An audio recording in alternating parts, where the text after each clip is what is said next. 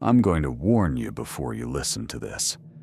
Once you hear the whole story, you won't sleep comfortably again, because he listens to those who know about him. I was never afraid of clowns. Not until that night. The night the circus came to our town, it wasn't a normal circus. It looked wrong. The tents were torn, the colors were faded, and the flags barely moved, even though the wind was strong. And on the main poster, there was only one performer. Bellaro, a clown with a painted smile that stretched too far, down to the jawline, and eyes completely empty. Not sad, not happy, just empty, like looking into an abandoned house. The show started late. There were maybe 20 people total, families, kids, teenagers with popcorn. Nobody took it seriously. The lights went out, pitch black. And then I heard footsteps. Not playful clown footsteps, not bouncing or skipping. Heavy, dragging, like he was pulling chains. The spotlight turned on, and he was standing right in front of us. Bellaro. But his makeup wasn't the same as the poster.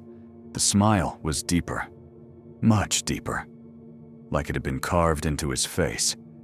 He tilted his head slowly and whispered, "Welcome to the final performance." People laughed at first. They thought it was part of the act, a dark joke, a shock gag. But the laughter stopped the moment he tore open his own throat.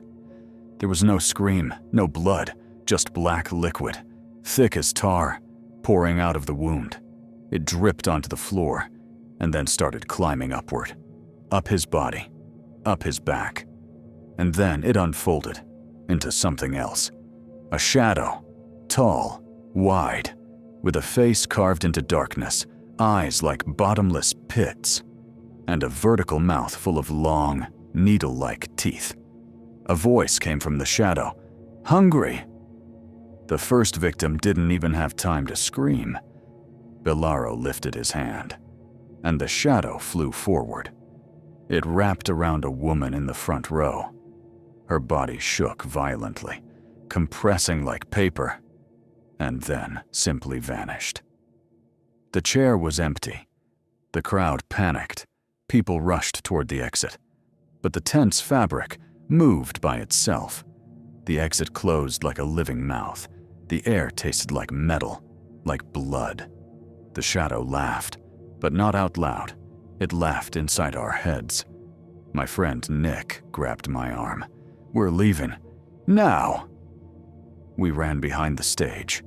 There was a hallway full of old props, broken mannequins, masks with missing eyes, dolls with twisted mouths. At the very end of the hallway, we found a small dressing room, Bellaro's room. Inside, there was a diary on the makeup table. Most pages were soaked in black ink, except one. On that page, written in trembling handwriting, were the words, "He entered me the night the circus burned. Now I am his vessel. He has an endless hunger." Nick whispered, "He's not a clown. He's possessed." And then the door behind us creaked open. Bellaro stood there, but he wasn't Bellaro anymore. His legs bent backward, his spine arched like an animal. His arms stretched so long that his fingers touched the ground. He crawled in, like a spider. And in a voice that wasn't his, he hissed, "Now it's your turn."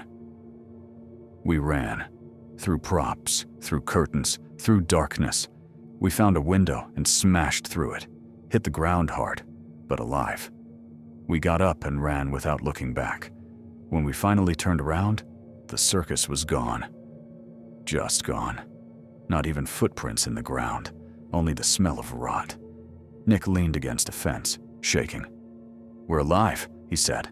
"We escaped." But his voice didn't sound like his voice anymore. Too deep, too harsh, too wrong. I looked into his eyes, and in the reflection, I didn't see myself. I saw Bellaro, smiling, Nick disappeared the next morning.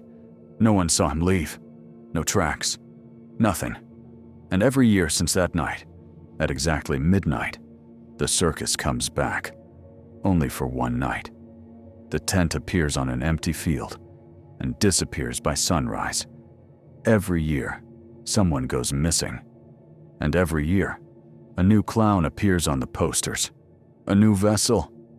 One day soon, my face will be there. And now that you've heard this story, you're connected to him too. So if you ever see bright circus lights in the middle of the night, do not go near them, because the next final performance might be yours.